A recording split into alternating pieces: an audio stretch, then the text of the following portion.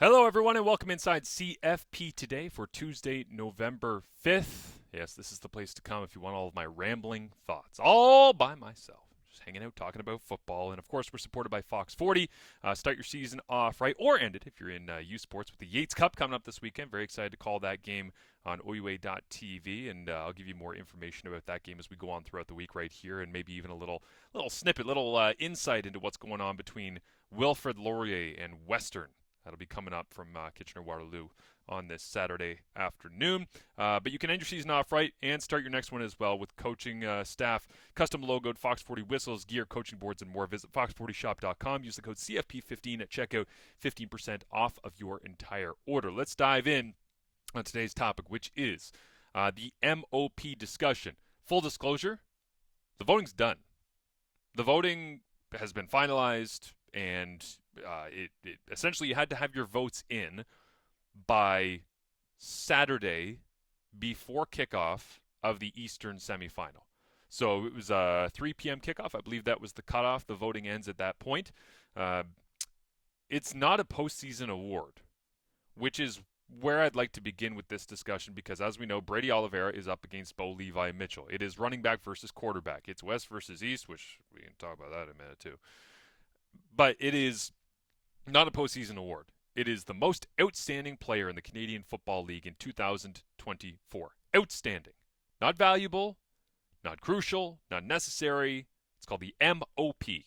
If people are actually voting for the concept of being outstanding, Bo Levi Mitchell is the MOP in 2024.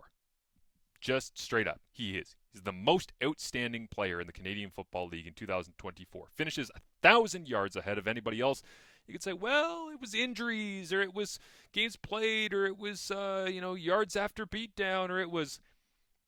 The reality is, if you look at the true numbers, like per game average, number of 300-yard games, uh, Bo was the most outstanding player in the Canadian Football League. Brady was very, very good. I don't want anybody to take this as slander that Brady doesn't deserve it. I wish both of these guys could win this award because I think they're both very deserving.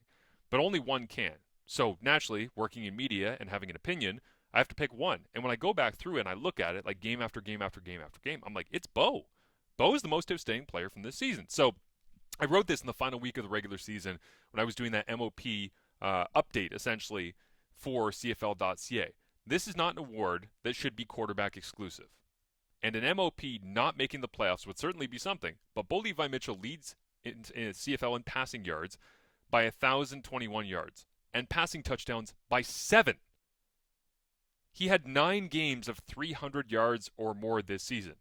2022 CFL MOP Zach Collaros had 3. Bo had 9.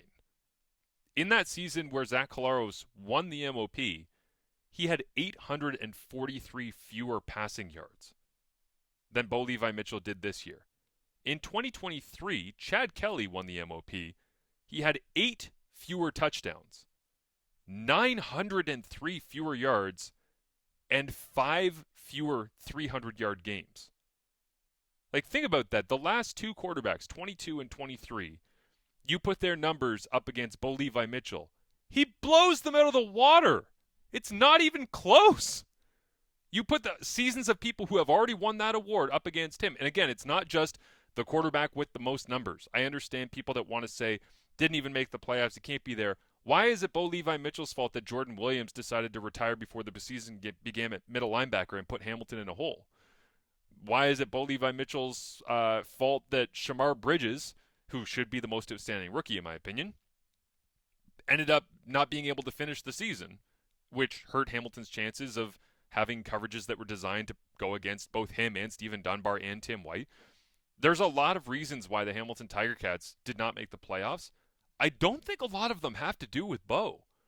And as we always say, wins are not a quarterback's statistic. So I'm not going to hold the lack of wins against Bo Levi Mitchell. I'm going to hold him against the Tiger Cats. I'm going to talk about plenty of issues throughout the offseason. I think that it was a problem of things that they should have and could have done better. But for Bo Levi Mitchell, if you're looking at a singular performance, one player, and how good they were, he's the most outstanding player. So here's the question for me. Again, with all respect to Brady Oliveira and leading the league in rushing yards and on and on. it's time for voters, and again, the votes are already in, but it's time for voters to decide whether or not they're picking the most outstanding performance by a quarterback in years or just making wins a quarterback stat that ignores all the other variables that prevented Hamilton from entering the postseason. Because I genuinely think the only way anybody, well, there's two ways that anybody can deny Bo being the MOP this year. One is that people decide to just blindly say Canadian, Canadian, Canadian. What Brady's doing as a Canadian is very special, and therefore we're just voting Canadian.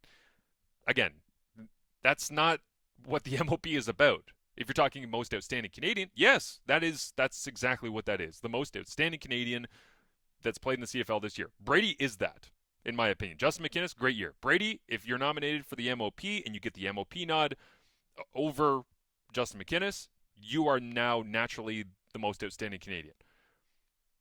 But if I'm looking at most outstanding player, the only way Bo doesn't get it is the Canadian stuff, or, and again, I say that as somebody who loves Canadian players and supports Canadian players, but that's not what that award voting is about. The only other way he doesn't get it is if people just hold East Division not making the playoffs against him. And I also don't think that that's a relevant argument. But people can make it. It's fine. I'm sure it will be made. But when the voting comes out, if Bo Levi Mitchell has not won the most outstanding player in 2024, voters have basically shown their ass by showing that they don't understand the value of what Bo Levi Mitchell did for his team this year in order to be outstanding, more so than any player in the league. Which, by the way, the only player that I think I could put on par isn't even Roland Milligan, it's Tyrese Beverette. When you look at the number of game-changing plays, but here's what I always think about when it comes to quarterbacks. Touch the ball every single play. How many times has Tyrese Beverette touched the ball in a given season? It's 1/100th of the number of times that Bo Levi Mitchell touches the football and has to make a decision. So that's why I think we end up leaning towards quarterbacks with this award, is because the impact that they can make, the decisions that they have to make. Bo made a lot of very good decisions this year, even if the Hamilton Tiger Cats weren't able to get into the dance. But Fox 40, of course, check them out. Get all their products. You can go to fox40shop.com. Use the code CFP15 at checkout. 15% off your order. Thank you to Fox 40 for supporting us here at CFP Today. Coming up for you tomorrow, Wednesday, November 6th. Going to be breaking down a little bit early look ahead at the division finals and what I think will define these two huge heavyweight tilts for a chance to go to the Grey Cup. Thanks for listening, everybody.